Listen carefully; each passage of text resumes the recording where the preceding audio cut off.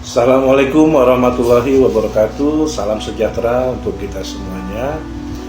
Kali ini saya melanjutkan part ketiga, part terakhir untuk era reformasi ini. 27 tahun reformasi, Indonesia alami erosi kebebasan politik dan hak-hak sosial. Jadi 27 tahun reformasi diwarnai oleh erosi hak asasi manusia melalui pengabaian pelanggaran HAM masa lalu dan pengulangannya di masa kini akibat kebijakan dan praktik otoriter yang melemahkan kebebasan sipil, politik, dan keadilan sosial. Kita juga melihat adanya perkembangbiakan hukum dan praktik otoriter, entah itu di level otonomi daerah ataupun di level nasional, hanya untuk demi kepentingan segelintir orang. Negara dan masyarakat sipil harus segera bekerja sama untuk melindungi kembali hak asasi sebagai amanat reformasi. Lalu kemudian ketika erosi kebebasan politik, maka kita bisa melihat juga acuannya dalam indikator-indikator internasional yang kredibel, menunjukkan bahwa erosi kebebasan dan hak asasi manusia di Indonesia seperti dalam Freedom House itu mencatat penurunan tajam dalam kebebasan sipil dan hak politik, di mana indeks demokrasi Indonesia itu turun dari skor 62 di tahun 2019 menjadi 57 pada tahun 2024. Lalu kita bisa melihat lagi dalam World Press Freedom Index 2025 bahwa indeks kebebasan pers di Indonesia kian merosot hingga ke posisi 127 dari 180 negara. Dan menurut Economic Intelligence Unit atau EIU juga masih menilai Indonesia sebagai demokrasi yang cacat. Jadi dalam laporan yang terbaru itu kemarin, Freedom Institute mencatat Indonesia tergelincir dari status demokrasi elektoral menjadi otokrasi elektoral. Jadi kemerosotan ini terjadi karena Indonesia menjauhi cita-cita reformasi. Dengan melemahnya supremasi hukum dan hak asasi manusia, lalu otonomi daerah, hingga jaminan kebebasan sipil maupun pers. Seperti halnya di masa lalu kita melihat adanya tragedi tahun 1965 atau 66, atau tragedi Tanjung Priuk 84, terjadi penembakan mahasiswa Trisakti, pembakaran anak-anak miskin kota dan pemerkosaan massal. Kemudian pada Mei 1998 yang tidak terlalu lama saja sudah luput dari supremasi hukum. Lalu kita melihat juga ada misalkan kemarin yang kasus KM50, bahkan beberapa HAM terjadi juga, itu menandakan bahwa adanya persekusi terhadap aktivis-aktivis yang memang itu seharusnya dilindungi oleh negara karena mereka mengekspresikan tentang pendapat dan keyakinannya terhadap sesuatu hal. Lalu erosi kebebasan politik juga terlihat pada kasus-kasus serangan terhadap kebebasan sipil maupun pers. Kita ingat mahasiswi seni rupa ITB yang membuat meme presiden itu dengan ancaman 12 tahun penjara dan denda 12 miliar rupiah.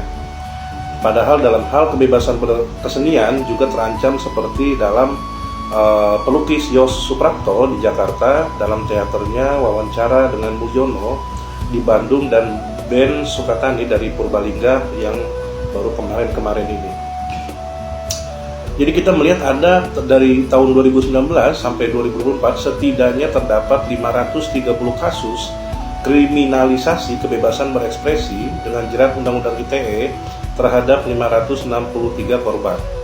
Pelaku didominasi oleh patroli cyber Polri 258 kasus dengan 271 korban, dan laporan pemerintah daerah itu 63 kasus dengan 68 korban. Kemudian ada mahasiswa juga Undip dengan pasal penyekapan saat aksi May Day di waktu-waktu yang lalu. Kemudian pada area legislasi KUHP baru yang masih berpotensi membungkam kritik termasuk pasal anti makar, penodaan agama, penghinaan dan pencemaran nama baik pejabat dan institusi negara. Nah, KUHP ini yang juga Undang-Undang Polri juga lebih terlihat seperti perebutan wewenang antara kepolisian dan kejaksaan tanpa mementingkan jaminan hak asasi manusia. KUHP ini dianggap sebagai mengecualikan institusi pemerintah, korporasi, profesi, dan jabatan dari pihak yang dapat melaporkan dugaan pencemaran nama baik. Ini sesuatu yang perlu kita garis bawahi. Selain merosotnya indeks kebebasan pers, maka Komite Keselamatan Jurnalis juga mencatat kasus-kasus intimidasi dan kekerasan pada jurnalis. Seperti dalam RUU penyiaran juga berpotensi membungkam kritik media, terutama jurnalisme investigatif. Setidaknya ada 29 jurnalis yang menjadi target dari Januari hingga Mei tahun lalu. Lalu kemudian erosi hak-hak sosial. Ini pelanggaran HAM ini memang dipicu oleh pelaksanaan kebijakan seperti pembangunan, investasi, dan stabilitas politik keamanan yang seolah-olah seperti era otoriter. Dari Papua, Maluku, Sulawesi, Kalimantan, Sumatera hingga Jawa, menurut laporan terjadi perampasan tanah adat, intimidasi, penyiksaan, pembunuhan di luar proses hukum, penangkapan, dan penahanan sewenang-wenang, dan tidak satu pun diselesaikan secara adil. Seperti contoh di tokoh-tokoh adat seperti Sorbatua, Sialagan di Sumatera Utara, atau masyarakat adat biasa seperti di Halmahera Timur mengalami intimidasi dan kriminalisasi atas tuduhan tak berdasar. Jika negara tak mau membela hak masyarakatnya sendiri, lalu kemana lagi mereka harus berlindung? Jadi kemunduran dalam kebebasan politik juga ini menjadi masalah ya dalam keadilan sosial yang terlihat dari ketimpangan distribusi sumber daya ekonomi, terutama akibat kasus-kasus perampasan lahan, kerusakan lingkungan, dan eksploitasi sumber daya alam. Kalau kita melihat dari data BPS, ketimpangan sosial ekonomi di Indonesia kian melebar. Data BPS contohnya nih, koefisien Gini naik dari 0,379 pada Maret 2024 menjadi 0,381 pada September 2024. Ini menandakan jurang antara si kaya dan si miskin itu makin besar. Lalu terjadi juga namanya kemunduran supremasi sipil, bahwa penyebab terjadinya erosi kebebasan politik dan sosial itu adalah mundurnya supremasi sipil. Seperti misalkan undang-undang TNI yang boleh dalam jabatan sipil yang kemarin juga sempat menjadi perdebatan. Lalu ruang-ruang kampus di beredel kebebasannya sehingga tidak bisa berpikir kritis, berdialog, dan menumbuhkan keragaman gagasan sehingga menjadi sulit untuk dikembangkan. Karena adanya iklim ketakutan bila adanya intimidasi terhadap petinggi-petinggi di universitas atau rektor-rektor, sehingga iklimnya menjadi menakutkan di kampus-kampus kita.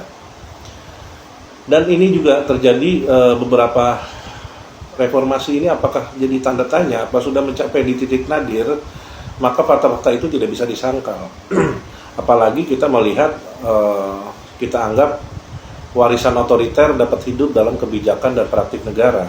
Pemimpin otoriter masa lalu gagal diadili, jangan sampai kini dijadikan pahlawan nasional dan sejarah kekelamanya, dan itu sudah terjadi. Dan mudah-mudahan kita tidak menjadikan ke depan ini adalah kembalinya Orde Baru atau New Orba, atau mungkin kembalinya PKI atau New PKI. Nah, semoga masyarakat kita semua, segenap bangsa ini betul-betul aware dan sadar bahwa sendi-sendi kehidupan kita kini telah keropos. Seperti halnya dalam kehidupan sosial, banyaknya sekali terjangkit permasalahan di sosial, di bidang ekonomi, kemiskinan, sulitnya lapangan pekerjaan, daya beli, dan seterusnya, dan akhirnya kita berakhir pada sistem demokrasi kita yang menurun.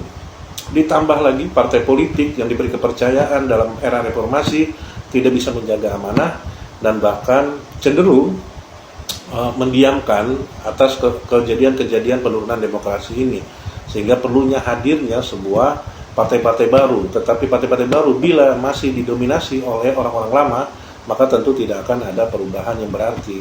Makanya perlunya ada kita semua masyarakat, gerakan reformasi yang harus mengajak semua komponen bangsa untuk bersama-sama dalam barisan menegakkan demokrasi kita kembali lagi kepada demokrasi yang hakiki, yaitu demokrasi Pancasila untuk kepentingan masyarakat, kepentingan negara, dan untuk pemerataan kesejahteraan ekonomi adil dan makmur bagi seluruh rakyat Indonesia.